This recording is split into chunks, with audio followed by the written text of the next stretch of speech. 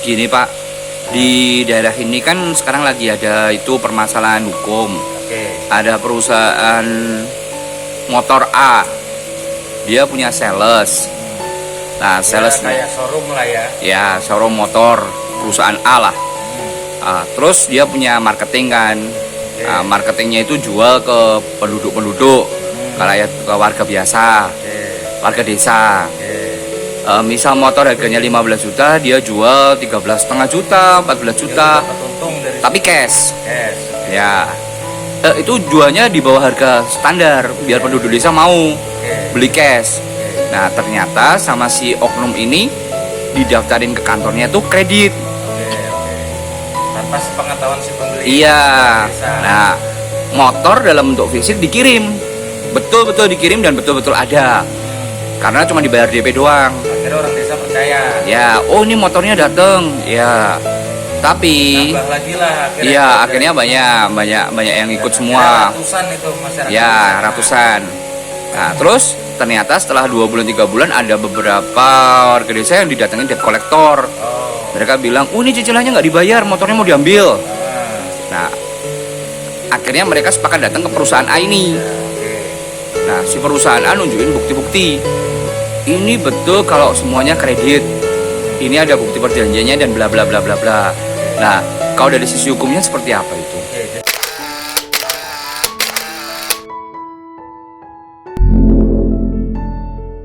Jadi gini, ya, ini buat edukasi masyarakat. Ya. Warga desa itu ini buat pengalaman dari cerita ini. Masyarakat apabila mempercayakan ke sales karena kan mungkin penampilan seragam dan lain-lainnya meyakinkan. Ya. Begitu dia memberikan titipan uang cash, nggak cukup hanya sebatas kwitansi nominal, tapi di situ harus dijelaskan bahwa untuk pembelian satu unit sepeda motor merek apa, jenis apa, dan di situ diterangkan bahwa pembelian ini cash dan lunas. Supaya apa? Supaya masyarakat berhak juga untuk menuntut si perusahaannya, karena itu sales resmi yang dipekerjakan oleh perusahaan. Sekalipun hubungan hukum antara sales dan perusahaan itu cerita yang berbeda, karena sales itu membayar dan memprosesnya dengan cara kredit, itu si masyarakat secara hukum terlindungi.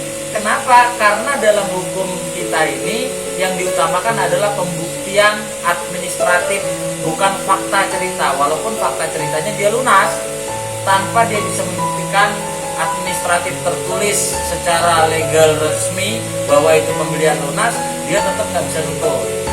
Nah, jadi ini buat masyarakat yang mengalami hal sama, apabila beli motor dan dititipkan ke sales uangnya, itu harus dibuatkan kwitansi yang bunyinya di situ pembelian unit, mereknya apa, warnanya apa secara detail misalkan, dan itu harganya juga dijelaskan. Tapi yang utama adalah ada keterangan lunas, gitu.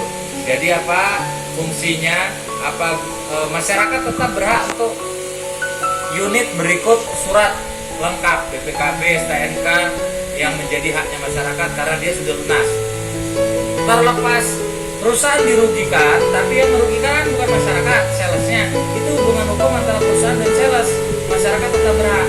Kalau perusahaan itu tidak mau memberikan BPKB karena dia merasa punya hak juga secara hukum, tapi yang menuntut masyarakat, ya tentunya kalaupun itu diajukan gugatan, peluang menang itu ada di masyarakat karena dia jelas bisa membuktikan, gitu. Dan perusahaan itu memiliki kelalaian tidak mempercayakan ke orang yang amanah. Jadi itu bukan kesalahan masyarakat, itu kalau untuk melindungi hukum sisi masyarakat, jelas ya? Jelas. Nah, kalau itu jelas. Nah, sekarang kalau nanti kita di pihak, kita sebagai pengacara di pihak perusahaan, apa yang harus kita lakukan? Perusahaan kan sifatnya untuk membentengi kepentingan bisnisnya agar tidak mengalami kerugian. Ya, dia tentunya punya bukti bahwasanya proses pengambilan unit itu adalah kredit bukan lunas, dan dia berhak untuk apa? Untuk fidusia menahan surat BPKB kepemilikan kendaraan itu. Karena interaksi hukumnya dengan sales, perusahaan hanya berhak menahan itu dan tidak memberikan ke masyarakat, tapi hubungan hukum itu tetap dengan sales, bukan dengan masyarakat. untuk bertanggung jawab secara hukum kesalahan itu. Jadi masyarakat hanya bisa dijelaskan ini loh, pihak perusahaan ini menerima bayarannya secara kredit dan sistem pembelian ini kredit melalui sales itu, misalkan gitu. Yang perusahaan harus perhatikan kalau di sini bukan seperti yang masyarakat tadi ya. Yang perusahaan harus diperhatikan adalah surat kuasa. Jadi perusahaan akan menanyakan sales, mana surat kuasa dari masyarakat untuk membeli. Gak cukup hanya dia mendapatkan titipan uang. Kalau ya dia kredit, tentunya kan ada surveyor. Kalau itu tidak diproses oleh perusahaan, maka perusahaan salah. Perusahaan harus ketemu masyarakat yang mengajukan kredit, harus ketemu oleh siapa? Oleh debiturnya. Kan debiturnya bukan sales. Jadi kalau perusahaan, saya sebagai pengacaranya perusahaan, sisi itu akan saya perhatikan. Sales datang, laporan ke perusahaan bahwa Tuan A mengambil motor, ini duitnya. Kan kita tidak tahu perusahaan apakah titipan itu lunas atau kredit. Yang nakal di sini katakanlah sales, kita nggak tahu. Nah, perusahaan wajib untuk apa? Untuk menurunkan tim survei, untuk berkomunikasi dengan siapa? Dengan debitur yang langsung. Apakah ini kredit atau enggak? Kalau perusahaan tidak melakukan itu, maka apabila masyarakat menuntut, perusahaan yang kena, perusahaan yang rugi.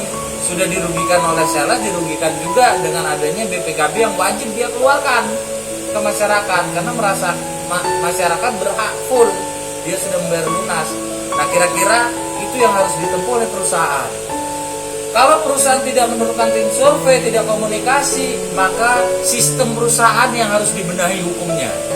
Oleh karenanya sebuah perusahaan itu harus mengerti hukum.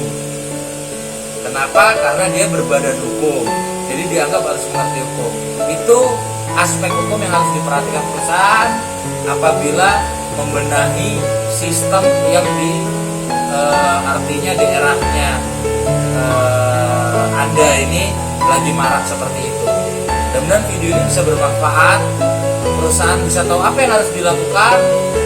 Sudah gitu masyarakat juga sudah tahu apa yang harus dilakukan untuk memperjuangkan hak-haknya dan tidak mengalami kerugian lagi akibat dari peristiwa yang lagi marak di daerah ini. Nah, untuk sales, carilah uang yang halal untuk memberikan saran nasihat hukum dan nasihat agar sales-sales yang demikian, sepintar apapun kalian lari, sepintar apapun kalian membohongi orang, maka hukuman penjara tetap lebih akan merugikan diri kalian.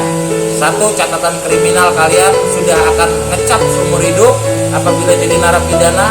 Yang kedua, kalian tentunya secara kepercayaan untuk bekerja di tempat lain itu akan sulit.